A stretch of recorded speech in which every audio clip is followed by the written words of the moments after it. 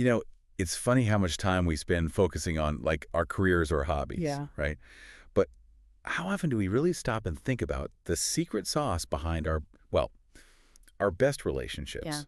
I mean, whether it's family, close friends, or even those work connections that actually lift you up, strong relationships just make life feel better. They absolutely do. And what's fascinating is that these great connections, they aren't just luck. They're built on a set of principles, really, foundational principles that we can all understand and, actually use. Right. So today we're going to take a deep dive into what makes human relationships work. We'll pull out some key insights on like effective communication and building real trust. Okay, good. And the great thing is, this isn't just for, say, romantic stuff, right? Yeah. These core elements we'll explore, they seem relevant across the board. Deepening partnerships, yes, but also strengthening friendships, collaborating better at work, or just, fostering more harmony at home. Exactly. Our goal here with this deep dive is really to distill the essential knowledge, the practical takeaways that can genuinely help you build stronger, more rewarding connections without needing to wade through like mountains of complicated advice. Oh, okay, let's unpack this then. The idea that honesty and clarity form the bedrock. Hmm. It seems so obvious, maybe, but it really is where everything starts, isn't it? It truly is foundational. Trust, I mean, that's the core of any lasting bond, right? Yeah. And it simply cannot flourish without consistent honesty. Yeah. Think of it like this. In psychology, consistent honesty is really strongly linked to developing what's called secure attachment. Basically, feeling safe and confident in the other person. Our sources really emphasize being truthful, not just in our words, but also our feelings and intentions. That makes total sense because even those little omissions, or maybe half-truths, they can sort of chip away at that feeling of security over time, Definitely. creating distance, uncertainty. The sources highlight how that can lead to real problems down the line. Exactly. And think about it from your own perspective, right? You value knowing where you stand with people. You want to rely on what they say. Hmm. So clarity and communication, it removes that ambiguity Mhm. and it fosters a sense of safety, predictability within the relationship. Right, predictability, safety. Okay, now, beyond just being honest with what we say, there's this whole other dimension, isn't there? Yeah. Truly hearing what others are saying, Yeah, the art of active listening. It's more than just waiting for your turn to talk. precisely. Yeah, the sources draw a crucial distinction there between simply hearing words and actively engaging to really understand the full message.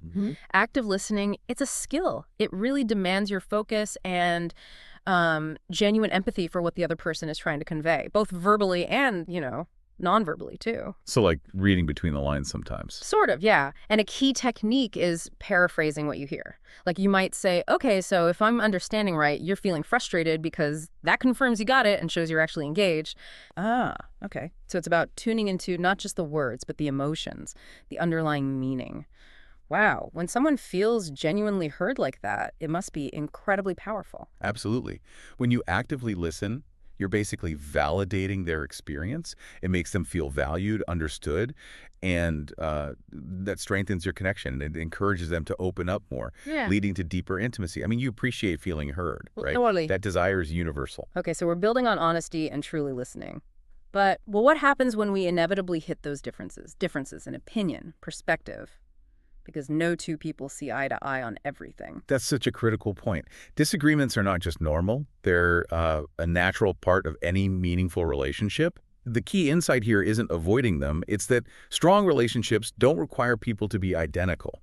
In fact, accepting and understanding differences is essential for long-term health. So it's less about finding a clone and more about being open to different viewpoints. Yeah. The sources suggest, like, understanding comes from recognizing everyone has their own unique lens on the world. Exactly that. And this understanding, it fosters acceptance. It allows you to appreciate someone for who they are. Even when you don't agree on everything, it means you value the relationship without feeling this need to, change the other person into your image. That's a really valuable distinction. Okay, but even with understanding and acceptance, clashes will happen. Sure. How we navigate those conflicts, that seems like a major fork in the road for relationships, right?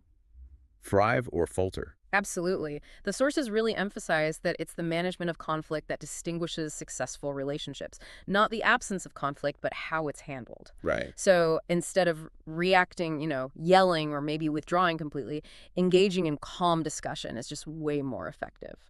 And the advice to maybe take a step back.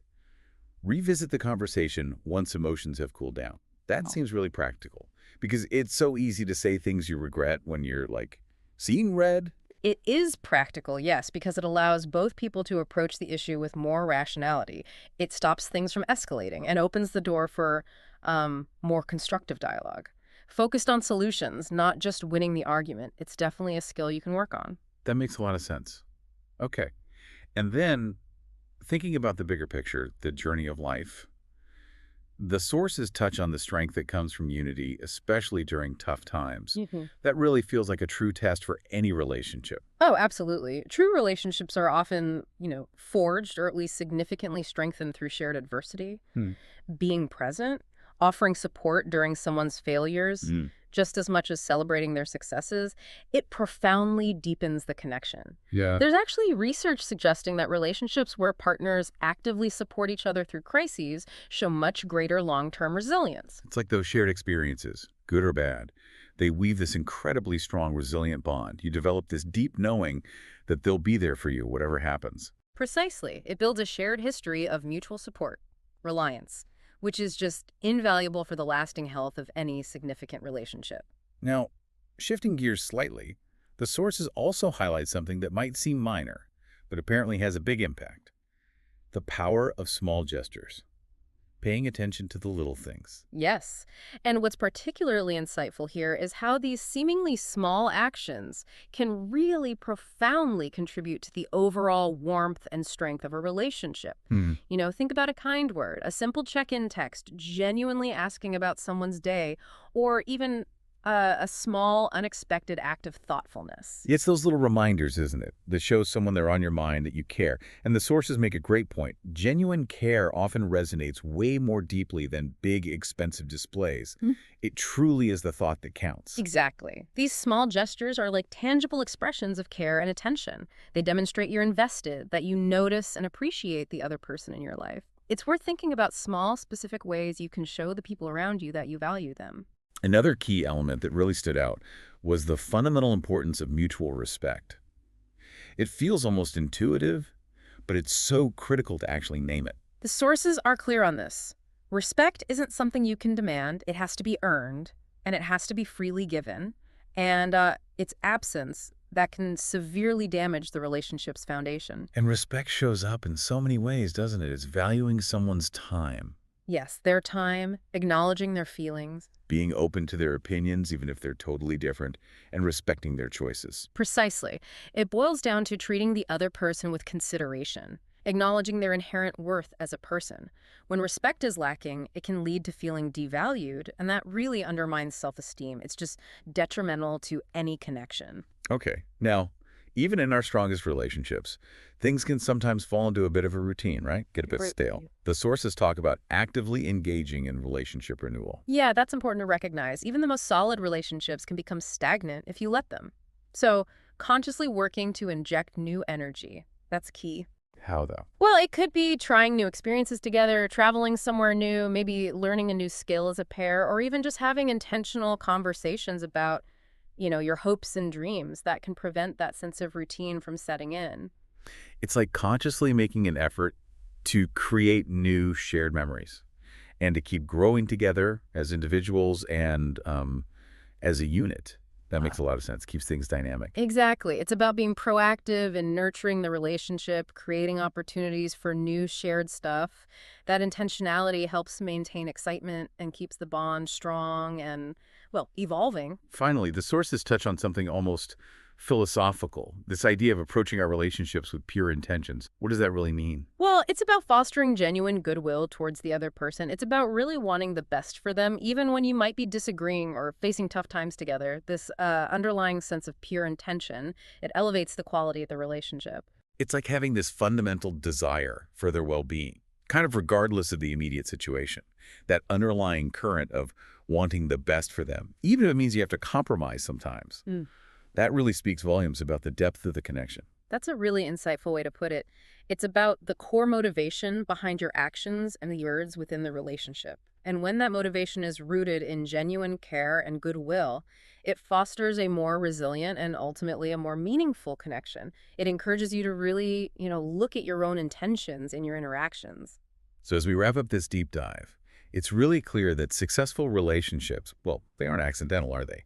They truly demand awareness, consistent effort, and yeah, a healthy dose of patience. It's a continuous process, a true art form maybe. Absolutely. And think about it. We experience so much of our lives through our connections with others. We achieve things through them. And as the sources wisely suggest, we often find healing and growth within them too. That's powerful. So maybe take a moment to consider, do your relationships truly reflect your core values? And are you actively striving to be the kind of partner, friend, or family member that others would be genuinely grateful to have in their lives? What's maybe one small intentional step you can take today to nurture a relationship that's important to you?